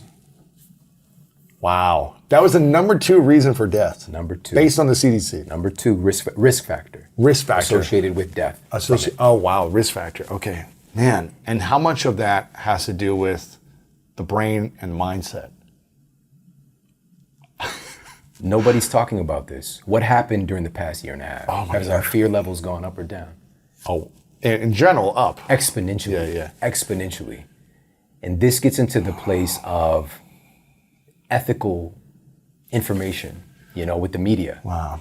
And, some folks might have seen some of the exposés done on, some of the news organizations getting caught on like a hot mic, for example, and admitting that they're putting the death toll. The CNN, I think, or something. I shared that. I was saw like that. the first person. I packaged it up. Now, I didn't do the report though. Right. But I just created like this viral thing because I did some of the science behind what was happening as well. So they admitted to putting up the technical death director. count, right? Yeah, the death toll ticker on there, taking human lives and turning it into a death toll ticker. Anxiety, you see that go up like every moment. He more admitted and more. to doing it because it drives fear and it keeps people watching. Oh and my he admitted it gosh. with his own mouth, And so, and also one of the things I put into the culture very early on, I also did the counterbalancing thing, which is like I want to be informed, but we don't have to be inundated. Also share the recoveries. Right. Let's have a recovery ticker. Let's have people who are, who have asymptomatic, who might have contracted the virus, but they're not sick and they're okay. Their immune system did what it was supposed to do. Let's have that ticker as well. And I put that into culture, and the person who was capturing the data, she asked him that, like, why don't you have a recovery ticker as well? He's like, he thought about it for a minute. He was like, that's not scary. It's not scary. People won't watch. We need to make money. That's it. We're trying to get eyeballs. If we get down to what it's really all about and the corporate interest now, because news isn't news anymore, it's entertainment. Mm-hmm. And a lot of folks don't realize that practically every major news station shares at least one board member with a pharmaceutical company. It's crazy. And the pharmaceutical industry invests billions of dollars every single year into media. Billions of dollars. What are they going to do? Are they going to recommend, have me on, which I've been on all the major news networks, but people aren't tuning in for that. Right. They're not tuning in to hear me talk about, drinking water and getting sleep. Man. You know what I mean? But I still do that stuff just to plant some seeds. But truly, people are tuning in to be inundated with fear, catch the sports and the weather. And he also shared that 90% of the content that they do is around fear-based content, but then they have a nice moment. Story. He says like at the end, and he said this was with his words, he was like, to be like a little bit of ice cream at the end of the pain. Oh my gosh. To help to alleviate the pain, but we're about to hit you with more of it. Oh. And this is the thing. That's why I don't watch news. Yeah, I don't watch the news. I might flip it on for a moment to be like, okay, what actually happened here? But I can't consume it for hours. Otherwise, it just makes me feel sick. Yeah. It makes me feel sad, depressed, frustrated. And I think I'd rather be informed and educated and be able to take action on what I need to do personally in my life, or if there's a cause I need to support, from a place of mission and purpose and intention as opposed to reaction, fear, anger, and reaction. And I think a lot of people have responded with reacting out of a place of fear as opposed to responding from a place of mission, love, solutions, community. And I think if we can start to shift that, we'll just feel better all in all. This is all really pointing to one of the most important takeaways from this conversation, really just in our world today, period, is how we might think that we're controlling the way that we think. We might think that we are making decisions based on logic, but we have very primal programming as well. And we're very influenced by the world around us. We're hardwired because it's a defensive mechanism. It's helping us to get to this point. We have to be aware of threats. But the way that we live today, it's not normal threats. We're not in threat of starvation necessarily in our threats. culture. We don't have to worry about a tiger out there. Yeah. What it really is, it's a lot of manufactured fear. Not to say that there aren't real world threats. Right. But the vast majority of people are safe. Safe. But you would never know that if you ever turn on the news. And so now here's the problem is that when we're exposed to these things, we take it with us. This was published in the International Journal of Behavioral Medicine. And people were instructed to watch just 15 minutes of the news.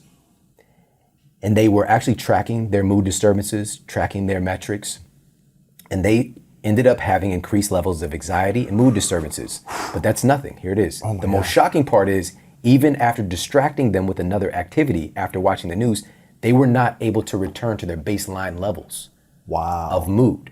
They picked up that anxiety, they that carried mood it. disturbance, and they took it with them. Wow. That's the thing that we don't really think about, is that it really does, especially if it gets deep driven, it starts to change our chemistry. It changes our biology, and it also can change our brain because we're thinking thoughts when we're seeing that stuff. How thinking and thoughts really get created is it's like taking something that you don't know and connecting it to something that you do know. So a fear thought, a strong fear, is going to connect with a lot of other fear instances that you have already in your filing cabinet. Other fears. It's going to stack. It's going to start stacking. And we tend to see this happen, like if we play this out in relationship context, like if you get into it about one thing, it gets tied to all the other problems that you have with the person. Right. It's one of the, but we can use that for our good as well, and understanding how we learn stuff. And even how I teach, I like to take something that people might be aware of and then connect it to something that is new. So in Eat Smarter, I take people through and teaching them how the fat loss process works by giving an analogy of going to the movies. Right. You know what I mean? So, but on the other side, if we're not aware that this is taking place, that we're getting this exposure of fear, it's changing our neurochemistry and our perception of everything. It's coloring the way that we see the world, and it's connecting to all the other fears that we have. Not all the other fears, but other fears. Especially when we're talking about imminent death, for what the media perceives, the reality is very different. Now, this is something that we definitely need to be aware of, be cautious of, because even the origin of it is complicated. There was a time where even if you talked about the origin being other than what was disseminated in the beginning, people were getting censored and all this crazy stuff, and we're not having logical, rational conversations about science. That's not science. Science is open. Science is constantly looking, and this is the key. This is going to sound absolutely nuts. And a big reason why I feel that I'm in this space at this level is because I'm willing to be wrong. Like I'm coming into it, Hoping you're wrong. Yes, yeah. I know that I have a cognitive bias. I know that I have cognitive biases towards what humans have done the longest. And so if anything comes up against that, right? So for me, it's just like, okay, well, humans have been eating real whole foods for, countless, centuries and thousands of years. And now we got a Twinkie, right? So just like, well, maybe the Twinkie, for me, my cognitive bias is that Twinkie is probably not ideal, but I could be wrong. Right. And I'm open because this Twinkie might have unlocked some genetic, whatever, dormant thing where we're like, I don't know, we can teleport or something. Right. I'm open to being wrong, but my bias is there. But I have to come into it with my bias and look for the ways that I'm wrong. It's hard to do, but it's like a muscle. Eventually you get to a place where, it's beautiful. It's like a joyous thing. And also, when you embrace that, funny enough, like you don't end up being wrong as often because you're taking a meta perspective. You're looking at all the pieces. And so what I tend to share from is like, what does the majority of evidence say? And this is a big thing too, and I'm glad I get to talk to you about this and share this. just about every single thing you can find that has peer-reviewed evidence on it, you could find something that says the opposite. Sure. So it's like a documentary that shows like veganism is the way, and then it's like, well, Carnivore is the only way, eating yeah. meat and liver is the way. You know, it's like there's science and proof and evidence on both sides of the extreme. And everybody, right? and each person, each front person for it is going to believe wholeheartedly that their way is the right way. They're going to find And the they're evidence that backs it. And oftentimes they're not trying to be hurtful or nefarious. That's the thing. We have to come into it with a little bit more compassion. Yes. For our teachers as well, because I know a lot of these guys, these are my friends and colleagues. But there's degrees of that, by the way. But also, they've seen the majority of the time they've seen incredible results with patients they've worked with, and they're trying to save lives. And it might sound absolutely harebrained and crazy to these other people over here, but that's where they're often coming from that place. Not to say that's 100% true, but here's the thing. I know that there's also a lot of people that are doing their thing and they're not getting the results that the other people are getting. Right. And this is because we're all so unique. There is no one human diet. Right. The only thing that we know for certain is a human food is breast milk. Right. Everything else we're just experimenting with. Yeah. You know what I mean? And even, this is a good segue actually, because people are we're inundated with these ideas, for example, like saturated fat being so terrible for you. Human breast milk, there's a massive amount of saturated fat in breast milk. It can be upwards of 30 to 50% saturated fat for building that baby's brain. Crazy. Now, as we get older, our gates for saturated fat from our food, like I said, we have the blood-brain barrier. The gates that allow in saturated fat actually go down. But also, breast milk has a significant amount of cholesterol also. And when there's a disruption with cholesterol synthesis for babies from their nutrition, this can lead to long-term degenerative neurological disorders. Cholesterol is incredibly important. So this gets into this conversation of these three primary fats that the brain is made of that I don't think a lot of people realize. Yeah. So we've been talking about inflammation, but the underlying thing is really looking at what are the sustainable materials that don't allow for fires to take place in the first place. So three good fats to help the brain. Three fats. These are three types of structural fats I'm going to share with you. This is different from dietary fats specifically, but we can get the foundational elements from our dietary fats. Got it. So the human brain itself is primarily water, which we got to come back and talk about this right after. It's upwards of 79% water, 80% water potentially. It's the most water dominant organ next to your lungs. All right, it is a water-based organ. All right, so water really matters. But of the dry weight of the brain, all right, so water excluded, the brain is upwards of about 60% fat. All right, we're fatheads. All right, but and some people realize this. A lot of people who are versed in health and passionate about health know this already. But what people don't typically know, a very small amount of people know, what are those three fats? The number one, these are not in any particular order, but there are three. The first one I'm going to share is phospholipids. Okay. Phospholipids. It's one of the primary structural fats that the human brain is made of. Phospholipids give our brain cells shape. They give our brain cells strength. They give our brain cells elasticity. All right. And these are very important characteristics. We want our brain cells to be strong and robust, to be able to handle damage, also to be able to generate and support a lot of energy, right? We want them to be, we want them to have an adequate shape to allow the functions to happen. We don't want brain cells like our brain cells might have, we've got like the glial, these are astrocytes or something. Maybe we could talk about this in a minute. But we've got some cells in the brain that might look like this like star shape, but then this brain cell over here is like, I don't know, looking like an M&M, and it's just not a peanut M&M. It's just like not matching up to the structure that would create robust health. And then also the elasticity. We want the brain cells to be adaptable. And so phospholipids help to support something called signal transduction, which is the brain cells being able to talk to each other, which is kind of important. So phospholipids. Now phospholipids, what are the foods that support? Sure. I'll share that. But I want to share one specific thing because dietarily speaking, bringing in from our diet phospholipids, there's a randomized double-blind placebo-controlled study, and I map it out in Eat Smarter. This is like a gold standard of clinical trials because we got a specific implement and we're seeing what happens. Randomized double-blind placebo-controlled study found that the inclusion of phospholipids helped to improve attention and reaction time when people were under stress. Wow. So they put them under acute stress, and phospholipids helped them to perform better. So they noted subjectively also reduced participation anxiety, right, with the inclusion of phospholipids. Wow. All right, so this is some really cool stuff. So, but these are structural fats that the brain is actually made of. Where do we get them? Phospholipids are made primarily out of omega-3 DHA and EPA, all right? And I'll talk about that in a second. But we can also get them directly from certain foods. You're gonna find them in fatty fish, you're gonna find them in egg yolks, you're gonna find them in oats, you're gonna find them in foods like spirulina, you're gonna find them in fatty cuts of just different fatty type foods as well. So fatty cuts of things like beef, for example, if it's grass fed.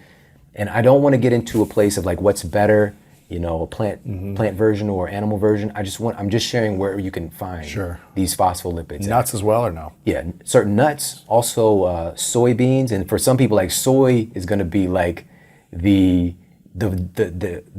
absolute Joker or Thanos of this situation. Just depends on I'm just sharing where they are. And please understand, even with the conversation of soy, I did a full description and breakdown of the science around soy in the book. What we've done with soy is not what's been done traditionally. People never ate soy dogs, soy ice cream, soy sandwich slices, soy nuggets, and soy fish. All of that. All of this heavily refined processed soy is more used in cultures. If you look at Okinawa, for example, as a little bit more of a condiment in a sense, used to make various things. Yeah. But oftentimes also it was fermented whenever it was used primarily too. So that's a whole other conversation. So phospholipids is one. Phospholipids, but these are some dietary sources you can directly get phospholipids. But as I mentioned, they're primarily made of EPA and DHA. These are two types: docosahexaenoic acid and then eicosapentaenoic acid. So DHA and EPA. Okay, cool. Okay, and so DHA and EPA are two of the most important. These are two of the most important. Like today, I want people to proactively get yourself an EPA and DHA supplement, specifically DHA. It's that important for you. The reason for this, dude, listen to this. And again, working with Daniel Amen over the years and gleaning some of this information, but the American Journal of Clinical Nutrition had folks that include some DHA supplementation. And just within a matter of months, they dramatically improved their memory, explicit memory. So like remembering, events and things like that. And also they were able to improve their reaction time just by increasing the DHA. Now here's the other part. In the journal Neurology, they used MRIs to actually look at the brain, and they found that people who had the lowest intake of DHA and EPA had the highest rate of brain shrinkage. Oh man. All right. Okay. So what they found, the number is less than 4 grams a day was associated with accelerated brain shrinkage. Okay, 6 grams and up had the most shrink-proof brain. So DHA, EPA specifically. So where do you get that? Fatty fish, salmon roe, but also with phospholipids, same thing. Eggs, egg yolks. Yeah. And I learned this from Lisa Mosconi, neuroscientist. Again, I love her because she's looking at the brain and not just like guessing, but she shared with me that in the egg yolk itself, there's 10,000 milligrams of phospholipids per 100 gram of product. It's the most power-packed source of phospholipids. Okay. But then also she shared with me that DHA and EPA, you're gonna find far more in the fish eggs than in the fish itself. Caviar. Right? Caviar, salmon roe. Yeah. Wow. Right? So it's not, again, this is not to say to go out and, drop a heavy buck on some caviar and be like, I don't know, lifestyles of the rich and famous, but for some people that might be the thing. That's the phospholipids. What's number 2? So EPA, DHA. So fatty fish, salmon, mackerel, sardines. Gotcha. We've got EPA, DHA is 2. Right, and phospholipids too. I thought it was 1. Okay, so 1 and DHA and EPA make phospholipids. Gotcha. We can also get them from our diet. Okay, cool. So, and I'll just rattle off a couple of other ones for the phospholipids because this is important. Like also for folks that are vegan, we've got to include everybody. Yes. So from there, most of the peer-reviewed studies are done using fish oil. Now there's a little bit of controversy there, but I just want to make that clear that most of these studies are done using fish oil. So we can also, from here, krill oil. Yeah, that's good. Yeah. KRILL, krill oil. That might be a viable option for folks that might be on that borderline with vegetarian. And it's a microscopic keyword microscopic shrimp. This is what whales are consuming, for example, to create their massive brains. But the reason krill oil can be so remarkable is that it's high in astaxanthin, which helps protect the DHA and EPA and keep it from oxidizing. So it's really bioavailable, and we have peer-reviewed evidence that it works. The step from there that's truly vegan is an algae oil. So at minimum, I want folks to get that, like today. Because again, if you're not getting in DHA and EPA, your brain is going to have accelerated shrinkage. Oh man. All right. It is that important for the structural integrity of our brain. Got it. When I was running my clinical practice, I knew how important omega-3s were. We'll just say 15 years ago. People are coming in, I'm getting everybody on chia seed oil, flaxseed oil, hemp seed oil. I'm getting like, you gotta get these omega-3s in, everybody. But I was missing part of the story. That is ALA. It's not DHA and EPA. The plant version does not, it's not the structural components of the brain. Okay. But it's so important, your body can convert some ALA into EPA and DHA, but you can lose upwards of 90%, 95% in the conversion process. Wow. So you're gonna have to be shoveling chia seeds and hemp seeds all day to meet your needs, and it's just not, it's not viable. Yeah, okay. So this is why algae oil is so important. And of course, I love chia seeds and flax seeds, all this stuff, you can add that stuff in, but don't be mistaken that it's the same thing as DHA and EPA, because it's not. Okay. So that's number one, is these phospholipids, and number two I want to share with everybody is something called sphingolipids. How do you spell that? That's SPHINGO lipids. Lipids, got it. IDS. Okay. Yeah. So it's the second fatty part of the brain. Second type of primary fats found in the human brain. Okay. So we've got phospholipids, sphingolipids. Sphingolipids really function as building blocks for our cell membranes. Okay, so this is the membrane around all of our cells. And by the way, this isn't just for our brain. It's also our entire physiology. These are important, but primarily for the brain. Right. Especially for the brain, let me say that. So the cell membrane, if we go back to like biology class, which I hated, by the way, all right, I was not passionate about science until I had to figure stuff out for myself. But we're taught that the nucleus is the brain of the cell. All right, this is where all the intelligence is. But working with cell biologist Dr. Bruce Lipton, who's like the person who really impressed epigenetics into popular culture, he shared with me very early on that in his lab he was removing the nucleus from cells, and the cells just keep doing stuff. They keep operating. They do a lot of their same functions without their so-called brain, right? So it's called enucleation. So if that's the brain of the cell, why does the cell not die? If I take your brain out, you're dead. That's it. That's the end of Lewis's story. You know what I mean? So it's not as cut and dry. The membrane, it's brain in the name a little bit, but the membrane has a lot of intelligence, and it's working and constantly assessing the environment and sending data to the rest of the body. I mean, the rest of the cell, all the internal mechanisms. So there's a lot of intelligence in that membrane, and that membrane, a big part of that is sphingolipids. All right. Okay. So now here's where this plays out. Sphingolipids can literally change the architecture of the cell, of the brain cell.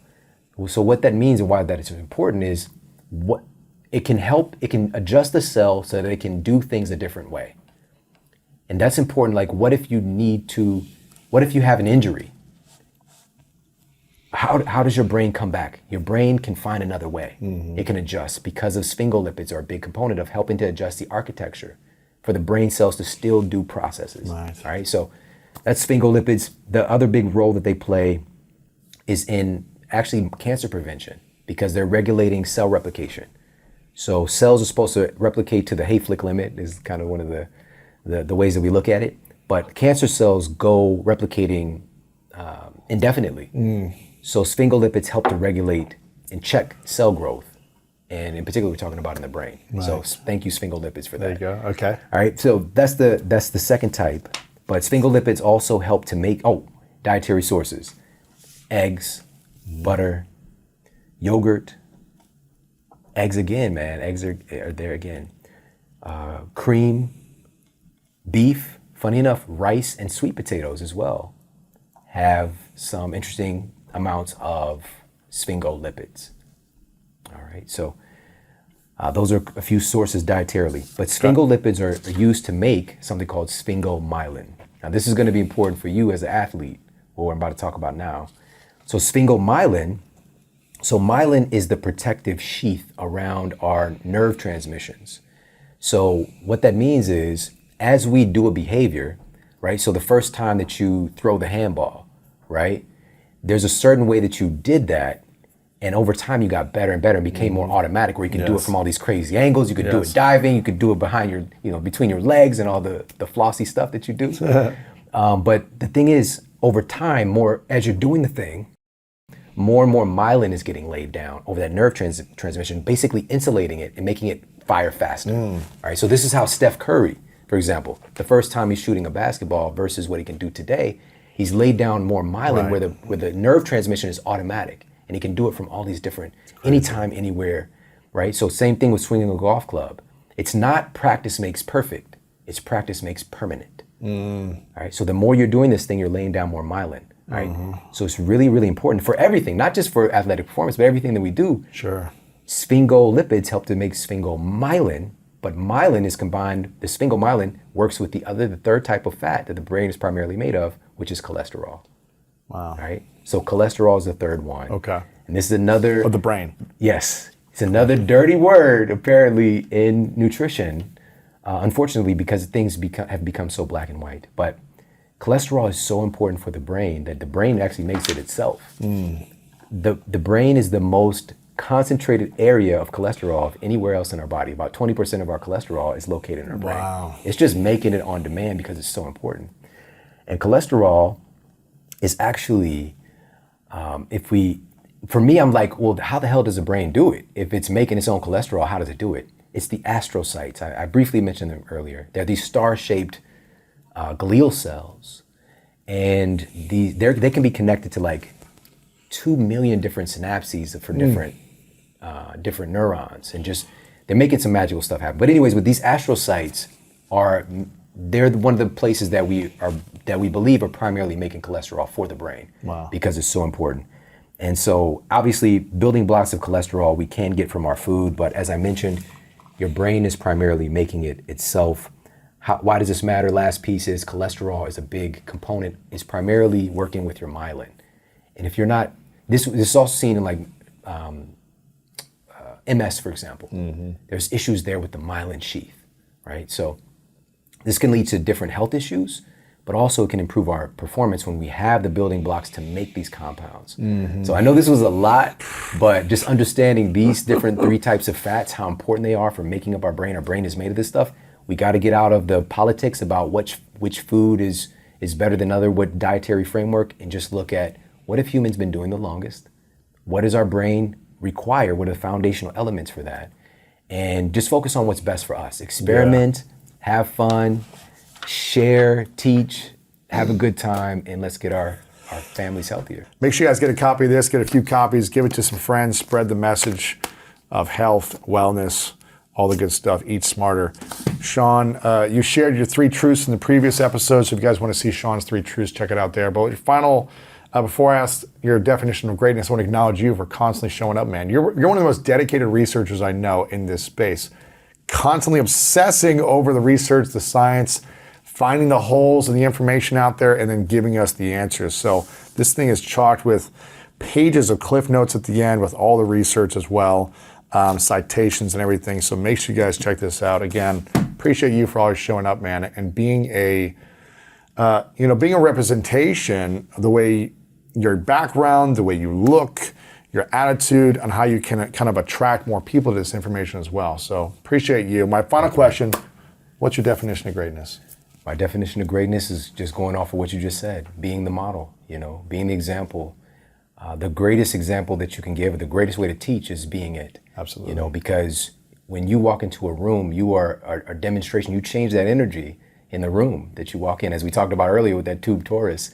So being the model, and you can help to uplift and bring a light into dark places, and also as we grow ourselves, we become less influenced by the negativity around us as well. I know you've noticed that in your evolution too, so you can really become impermeable to a lot of the craziness that's going on. So really work on yourself, build yourself up, become the best version of you, and let that speak and speak volumes of you before you even step on the scene. So that's, for me, that's the definition of greatness, is being the model, being the example, and also accepting that you don't have to be perfect in being that example.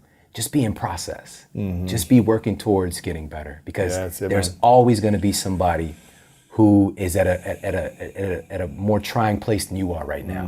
You know, so just being that example, because just one person, if you're just 5 steps ahead of somebody with your health, you can help and reach a hand back and lift that person up. Hey, if you like this video, make sure to check out this video right here to up-level your health today. Somewhere around 70% of the United States population is on prescription drugs. Your liver is handling that shit. And also your liver is responsible for food, food metabolism, that interaction as well. And the name, live-er.